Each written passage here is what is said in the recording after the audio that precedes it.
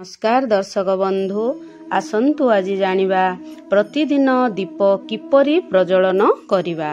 दीप प्रज्वलन करिवार विधि कौन रहिछि। आमे घरे सकाळे एवं संध्यारे डेली दीप लगौचे, किंतु आमे जेउ साइड रे पाउचे सेही साइड रे दीप को रखी देउचे, किंतु सेमिति रखंतिनी। सेमिति रखिवा द्वारा आमको लाभ मिलि न थाए। दीप प्रज्वलन द्वारा बहुत लाभ आमको मिली थाए। नकारात्मक शक्ति दूर होइथाए, लक्ष्मींकर आगमन होइथाए। दीप हेउची साक्षी, बिना दीप लगाई पूजा करा जाएनी। दीप बिना भगवान पूजा स्वीकार करती नहीं। तेणु दीप को नहीं बहुत सारा प्रश्न।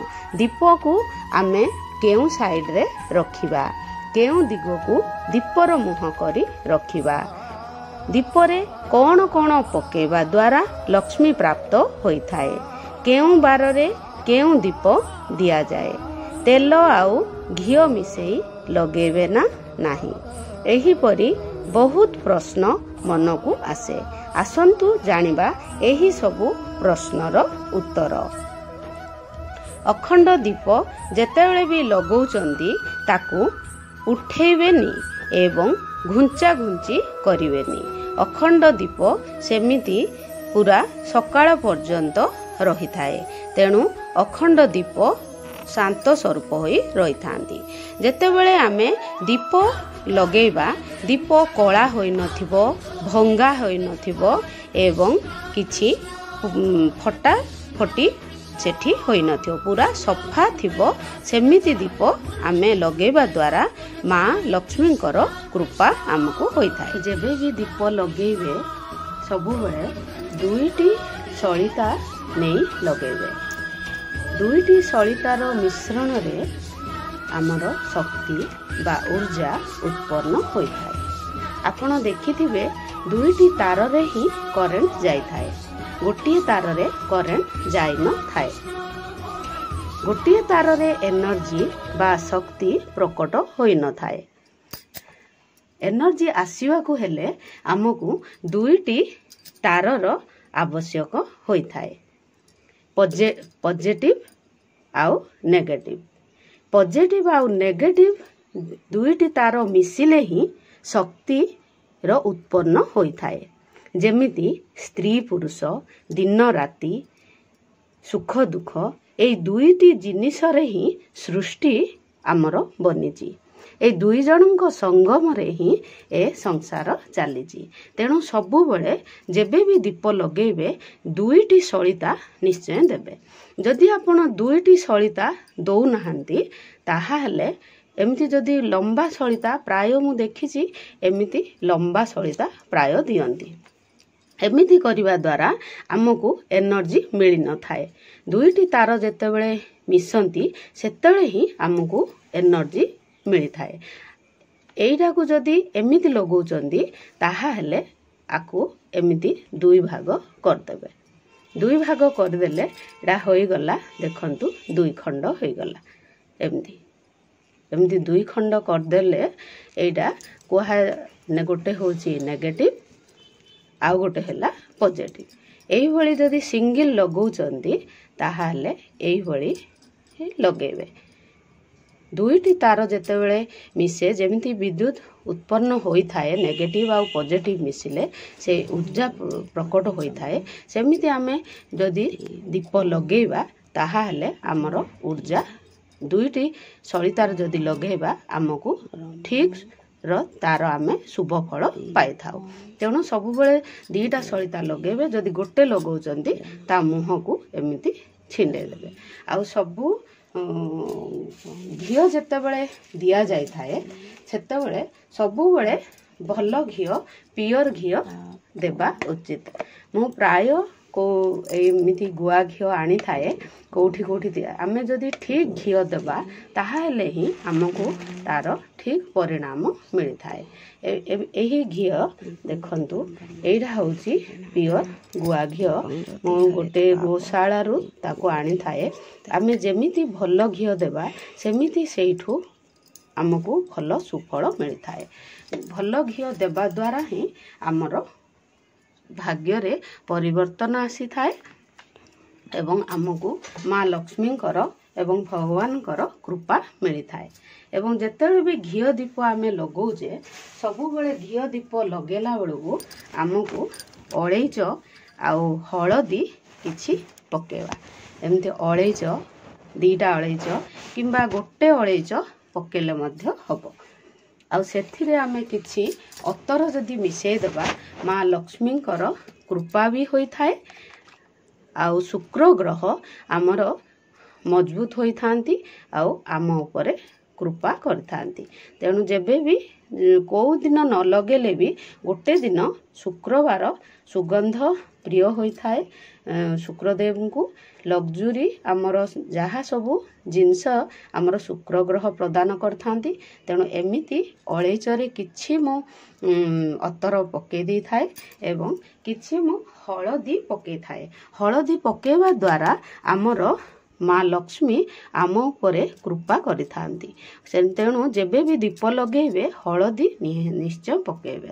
घी दीपरे हलदी जदि केबे भी पको नाहंती तेबे गोटे दिन गुरुवार दिन खाली पकेले मध्य हबो। आउ राशि तेल जेतेबेले मु लगौची मु एई पतंजलिर प्राय आनिकी लगेई थाउची। आउ राशि तेल सबुठू पतंजलिर बहुत भल होई थाए। आउरी भी बहुत राशि तेल अच्छी जोटा भी आनिबे भल जानिथिबा राशि तेल आनिबे। तेल भितरे राशि तेल बहुत भल माँ को मध्य देवी माँ को राशि तेल अर्पण करा जाय थाए। हनुमान को शनिदेव को भैरव देव को यही सब तेल अर्पण करा जाए। तेल दीप अर्पण करा जाय थाए। तेल दीप रे लवंग जदि आमे पकेबा आमर बहुत ग्रहरिष्ट खंडन होता है। एमिति लवंग पका जाय थाए। एही भली दीप जेतेबेले आमे घी दीप लगेले एमिति करा जाय थाए आउ तेल दीप लगेले एमिति तार व्यवहार करा जाय थाए। एही भली घी दीप आउ तेल दीप को व्यवहार करिवे। दीप को केबे तले रखिबेनी। दीप को भूमि को स्पर्श करी रखा हुएनी। धरित्री माँ को ताप सह्य करि पारंतिनी। माँ को कष्ट होई थाए एवं दोष लगी थाए। तेणु दीप को जेबे रखिबे किछि चाउल देबे किंबा फूल पत्र धान किंबा मुरुज पकाई दीप को रखिबे। एवं जदि आमे अष्टदल कमल करी दीप रखुचे ताहा हेले माँ हलदिया चाउल रे जदि दीप करी रखुचे माँ को जदि अर्पण करुचे एही भरी अष्टदल कमल करी दीप अर्पण करुचे ताहाले माँ लक्ष्मींकर असीम कृपा आम उपरे होइथांती एवं माँ अत्यंत प्रसन्न होइथांती। तेल दीप जेतेबेले लगेबा लाल रंगर सूता बा रक्षा सूत्र आमे जो हाथ रे पिंधुचे सेही सूता लगेई मध्य रखा जाय थाए। तेल रे आउ घी मिसेकी दीप तेल आउ घी दीटा मिसेकी केबे हेले दीप प्रज्वलन करा हुएनी। प्राय लोक रखिथिबे घी रे सलिता बुड़ेकी ताहाकु नेई सेही तेल दीपरे रखी प्रज्वलन करिथांती किंतु सेमिति करा जाएनी। घी दीपर धला सलिता अत्यंत शुभ होइथाए बा कपासर सलिता अत्यंत शुभ होइथाए।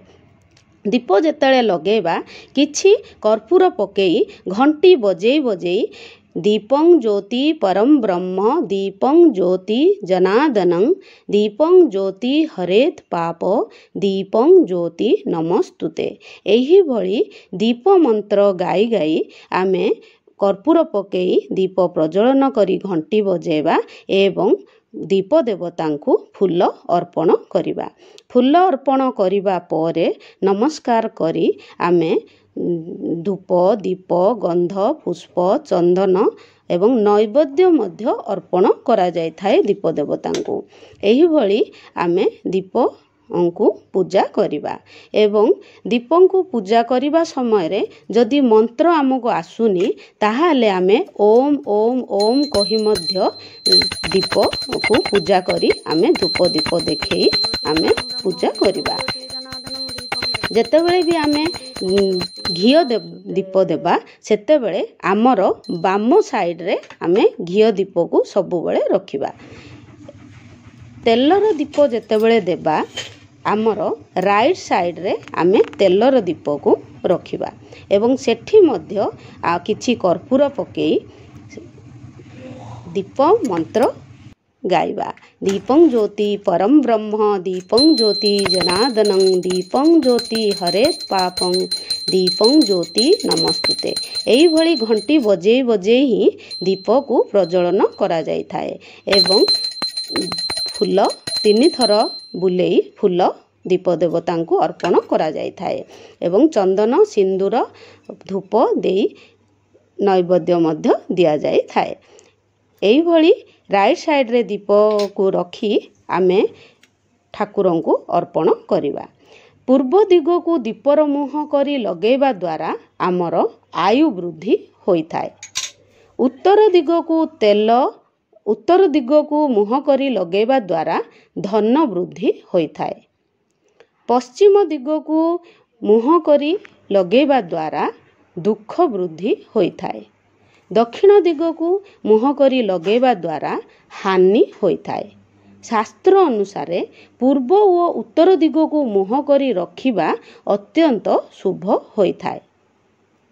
जेतेबेले भी आमे ठाकुरन को घियर दीप दौचे ठाकुरंकर राइट साइड बा डाहाण साइड रे लगा जाए माने आमर बाम साइड लेफ्ट साइड रे घियर दीप लगा जाता। एटा होची घियर दीप एई साइड रे घियर दीप लगा जाय थाए एवं तेलर दीप जेतेले लगौचे भगवानकर बाम साइड बा लेफ्ट साइड रे तेलर दीप लगा जाए बा आमर डाहाण साइड बा राइट साइड रे तेलर दीप लगा जाय थाए।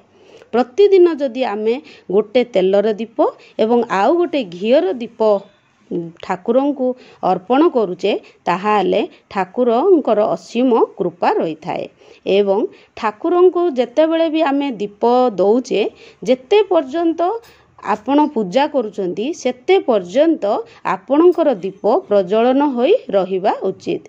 पूजा करिबा समय रे जेमिति दीप लिभिबनी आपणकर आसीबार अध घंटा पर मध्य जेमिति दीप जळुथुबो सेमिति आमको घियो देबाकू होई थाए एवं दीप प्रज्वलन करिबा परे आमको सबु धूप दीप चंदन अर्पण करिबा परे हाथ जेमिति हेले भी धोइबाकू पड़ी थाए। हाथ जदि न धोइबा ताहाले आमको दोष लागि थाए एवं पाप लागि थाए। घियो हाथ रे पूजा कार्य करा जाए न थाए तेणु हाथ दीप लगेबा परे आमको हाथ धोइबाकू पड़ी थाए। डेली लगेउथुवा दीप को केबे हेले उठे की आरती करा हुए नाही। अलगा दीप रे आमे कर्पूर पकाई आरती करिबा। बहुत लोक सेही दीप रे ही आरती करि थांती किंतु सेही दीप रे आरती करा हुए नाही एवं घियो दीप रे आमे जदि हळदी रे टिके केसर मिसेकी देबा माँ लक्ष्मींकर आगमन एवं प्राप्ति होई थाए। घियो दीप सबु बेले देवतांकु पाई उत्तम होई थाए एवं तेल दीप सबु बेले देवींक पाई हनुमान शनिदेव एवं भैरवनाथ एवं ग्रह देवतांक पाई अत्यंत शुभ होई थाए। जड़ा तेल राशि तेल नड़िया तेल एहीपरी विभिन्न प्रकार तेल आमे ठाकुरन को देई पारिबा एवं दीप को जेतेबेले आमे विधि विधानर सहित लगेबा विभिन्न प्रकार लाभ आमे पाई पारिबा। आमे भगवान को टिके ऊर्जा प्रदान करिबा ता बदल रे भगवान आमको बहुत किछि देबे तेणु ठीक विधि विधान सहित आमको दीप जळेबा उचित एवं जेतेबेले भी मु बाहरे घरर प्रवेश द्वार रे मु प्रतिदिन दीप देई थाए। 2टी लवंग पकेई एही भरी पवन आसिले दीप लिभि जाई थाए तेणु एमिति कभर करी मु सबुदिन संध्या रे दीप ठाकुरन को अर्पण करि थाए एवं वृंदावती मां को मध्य संध्या रे घियो दीप अर्पण करि थाए। ओम वृंदावती माताय विद्महे विष्णु प्रियाय धीमहि तन्नो देवी प्रचोदयात्। एही गायत्री मंत्र गान करी मु माँ वृंदावती मां को घियो दीप କିଛି ଫୁଲ ରଖି ଘିଅ ଦୀପ ଅର୍ପଣ କରିଥାଏ ଏବଂ ପବନ ସବୁବେଳେ ହୋଇଥାଏ, ତେଣୁ ମୁଁ ଏମିତି କଭରରେ ସବୁବେଳେ ଦୀପକୁ ଘୋଡ଼େଇ ଦେଇ ରଖିଥାଏ। ପ୍ରତିଦିନ ଆମକୁ ସନ୍ଧ୍ୟାରେ ଏଇଟା ହେଉଛି ପ୍ରବେଶ ଦ୍ୱାର। ଏଠି ମୁଁ ପ୍ରତିଦିନ ଦୀପ ଠାକୁରଙ୍କୁ ଲଗେଇଥାଏ। ଶନିବାର କେବଳ ସୋରିଷ ତେଲ ଦେଇଥାଏ ଏବଂ ବାକି ଦିନରେ ଜଡ଼ା ତେଲ କିମ୍ବା ରାଶି ତେଲ ଦେଇ ଏହିଭଳି କଭର କରିଦେଇଥାଏ। ଦୀପ ଯେତେବେଳେ ଆପଣଙ୍କର ଅଖଣ୍ଡ ଦୀପରେ ଫୁଲ ହେଉଛି ସେତେବେଳେ ଏମିତି ଏକ ଟ୍ୟୁଜର ବା ଚିମୁଟା ନେଇ ଆମେ ଯଦି ଦୀପଟାକୁ ବାହାର କରିଦେବା ତାହେଲେ ଦୀପ ଅତ୍ୟନ୍ତ ସୁନ୍ଦର ଭାବରେ ଜଳିଥାଏ। ଆଉ ଏଇ ହେଉଛନ୍ତି ମା ବୃନ୍ଦାବତୀ। ମା ବୃନ୍ଦାବତୀଙ୍କୁ ମୁଁ ପ୍ରତିଦିନ ସକାଳେ ଏବଂ ସନ୍ଧ୍ୟାରେ 2 ଥର ଦୀପ ଅର୍ପଣ କରିଥାଏ। ଦୀପ ଏବଂ ଧୂପ ଦେଇ ପ୍ରତିଦିନ ଅର୍ପଣ କରିଥାଏ। ସନ୍ଧ୍ୟାରେ ଦୀପ ବୃନ୍ଦାମାଙ୍କୁ ଏବଂ ପ୍ରବେଶ ଦ୍ୱାରରେ ଗୋଟିଏ ଦୀପ ଏବଂ ଠାକୁର ଘରେ ଗୋଟେ ଦୀପ। ସନ୍ଧ୍ୟାରେ ମୁଁ 3ଟି ଦୀପ ଦେଇଥାଏ ଏବଂ ସକାଳେ କେବେ କେବେ ଠାକୁରଙ୍କୁ 2ଟି ଦୀପ ଦେଇଥାଏ ଏବଂ ବୃନ୍ଦାବତୀ ମାଙ୍କୁ ଦୀପ ଦେଇଥାଏ।